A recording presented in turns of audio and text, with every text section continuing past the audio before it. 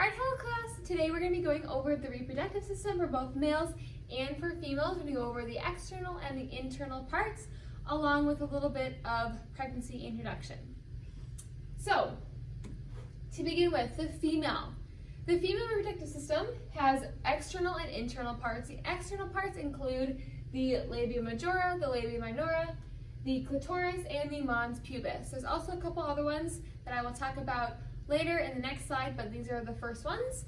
So the labia majora and the labia minora, these are very close to one another. For example, the labia majora, this is the fleshy fold of skin on the outside. This just blends in right to your skin. It's right here, number 4 on the diagram. On this, this covers the labia minora, so it's on top of it. And on this area, it actually grows hair as well. The function of this is to protect from the internal organs from any bacteria or dryness, as well from getting inside. And then the labia minora, this is the pink fleshy fold of skin inside. And so the labia minora is directly right underneath the labia majora. With this, the function is to protect the vagina from infection, and then also dryness as well, which is why it's actually coated with a fluid in order to protect it from being dry. Then also it can actually come in different shapes and sizes, so it doesn't all look the same. It looks a lot different. And this is just a very sensitive area, so it can actually become swollen or inflamed as well if bumped in the wrong way or hit. The clitoris is right here. It's number 2 on the diagram. It actually connects to the labia minora on both sides. And this is just a small round flesh, and the function for this is to provide pleasure during sexual arousal for sexual intercourse. That is the function of it. And it's actually part of the vulva. As you can see, it's within the bracket, number 6 on the diagram. It encompasses that as well. Then another one is the mons pubis. The mons pubis is highlighted in red on the diagram here, as you can see. And the mons pubis is just like a fatty layer of tissue on the outside covering of the entire female reproductive system. And the function of the mons pubis is to protect the internal organs from any bacteria as well, and also from pressure if it gets hit or something. That's why it's a little bit thicker. This is the area that you'll see a lot of hair growth as well. And then it actually protects from any bacteria coming inside. That's what the hair is supposed to be for. The external continues, so there's some other things as well. So the hymen, the vaginal opening, and the urethral opening as well. So those are the last external sex organs on the female reproductive system. So the hymen is not listed on this diagram, but you can see it. So it's actually it only covers part of the vaginal opening, and as you can see, so this is the vaginal opening, number 5 on the diagram, and it just covers that bottom part right there. It's that pink color.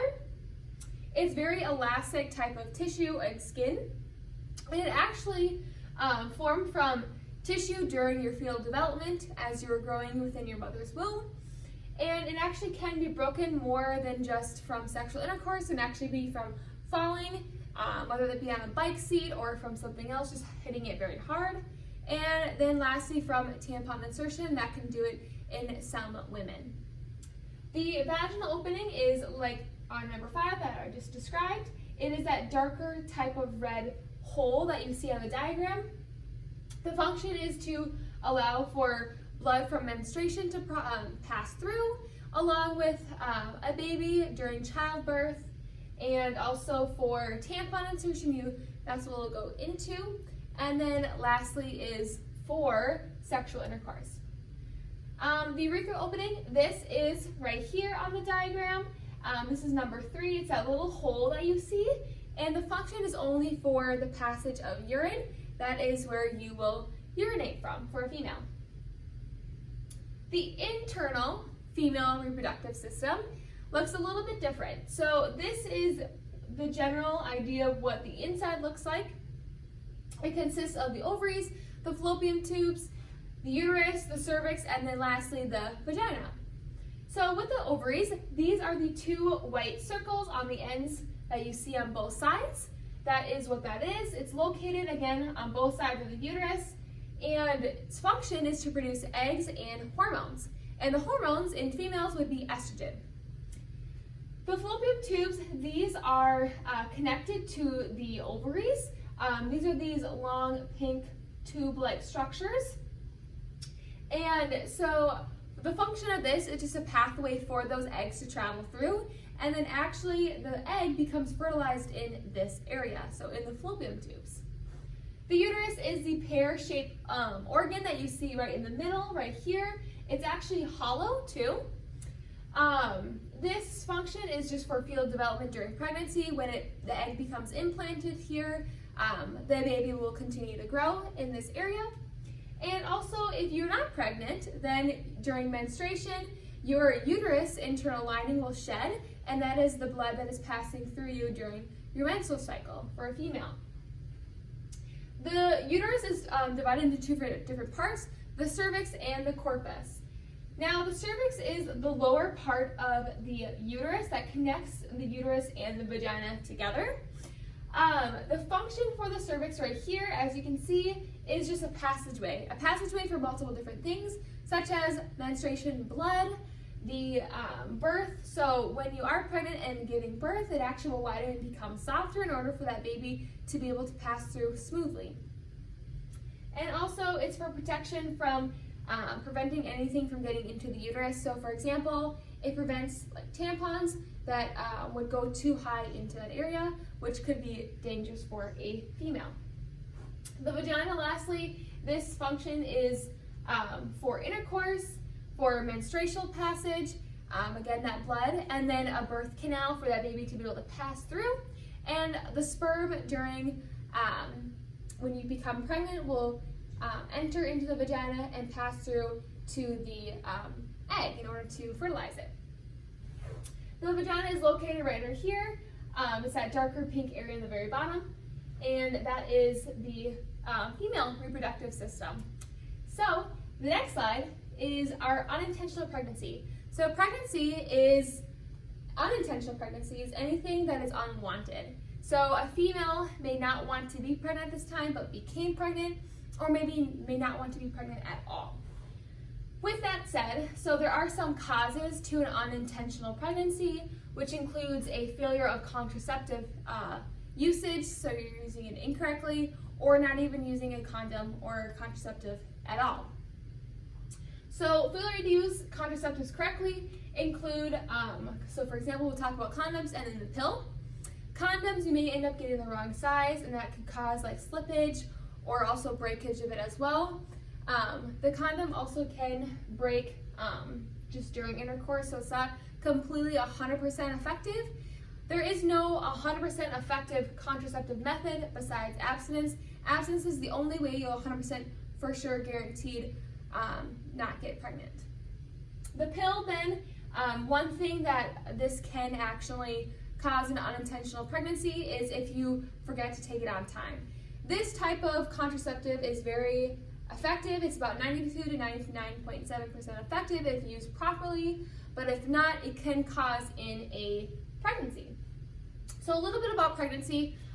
If you do end up becoming pregnant due to this failure use of contraceptives or not even use one at all, the sperm will then enter into that vagina that we just talked about on the slide previously, and then travel into the fallopian tube in order to fertilize that egg, and then that egg will then become implanted into the uterus for that fetal development in order to then give birth at the end of the 9 months. All right, the male reproductive system. There's again the external and the internal organs. We will first go over the external organs, so this includes the testes, the scrotum, and the penis. So the testicles, the function and the location we'll go over. The location of it is right here on the diagram. It's that round circular pink shape. It's again called testes, you can call that as well. It's located on the outside of your body on both sides, and actually it's a lower temperature than the rest of your body. It's 2 degrees Celsius lower, and I will get into more detail about that later. But the function of it is for the production of sperm and hormones, and in males the hormones would be testosterone, and this is where you'll end up seeing the puberty changes in males. So for example, body growth, you'll see more acne, you'll see that voice deepen, and also a growth spurt. The scrotum is just located right here. It is that skin that covers the testicles on the outside. And with this, the function is actually to control that temperature that I just talked about, where it was 2 degrees Celsius lower than the rest of your body. And so that is the main function of this. It also has blood and some vessels located within that skin on the inside. But so for example, if it is too hot, it actually will move it away from your body in order to cool it down, to keep it at that same required temperature in order to have a healthy production of sperm. If it is too cold, then it actually will move it a little bit closer to your body in order to help heat it up a little bit more. Again, for that temperature control. Next is the penis. So there are a couple different functions for it, but first, this is where it's located on the diagram. It's right here, as you can see, where it says, and then the function is for ejaculation, sexual intercourse, and erection also occurs. So with erection, this happens where blood will fill up into it and create it where to get a little bit more harder and a little change in shape. So with that said, the skin on the outside of the penis is very stretchable. So in order for that erection to occur, in order to get smaller or a little bit larger.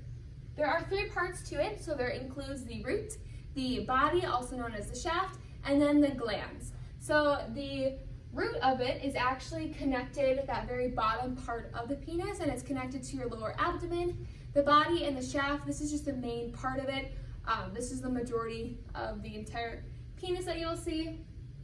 And then lastly, the glands is just that U shape right there. It's the tip, also known as the head of the penis, where this is a more sensitive area for males.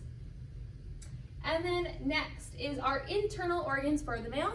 So our internal reproductive system includes of the vas deferens, the prostrate, the urethra, the epididymis, and the seminal vesicle. So next we're going to talk about the vas deferens. So the location of this is a tube that connects to the testicles. As you can see, it's right here located on the diagram. It connects right from the testes. The function of this is just the transportation of sperm in order to get to the urethra for ejaculation. Then next, the prostate. The location is just right below the bladder, and it's right in front of the rectum actually. It looks kind of like the shape of walnut, also the size of it. It's that orange shape on the diagram that you see right there. The function of the prostate is for the production of fluid, and within the fluid is a lot of different enzymes in order to keep that sperm healthy and continue to produce it for ejaculation. Then next, the urethra. So the location is actually within inside the penis right here. It's that black line / tube. And the function of this is for the passage of urination and for sperm to go through. And then next is the epididymis. The epididymis is located right on top of the testicles. It's a very tightly coiled tube that just rests on the ends of each testicle. The function of these coiled tubes is the sperm. So the sperm is stored in this area, and also sperm becomes matured at this point, and then also the production and transportation of it as well in order to get it to that urethra. Then lastly, the seminal vesicle. The seminal vesicle is right here. It's that purple structure that you see in the PowerPoint. It is function, so it makes fluids for your ejaculation. It actually makes up about 50 to 80% of the fluid that you will ejaculate. And the fluid that it actually contains fructose, which helps with that healthy production of sperm. And that is the male reproductive system for the internal and the external. Next, tomorrow, we will go over a little bit more of pregnancy, and then go over HIV and STD infections. So I hope you guys have a great rest of your day, and I will see you tomorrow.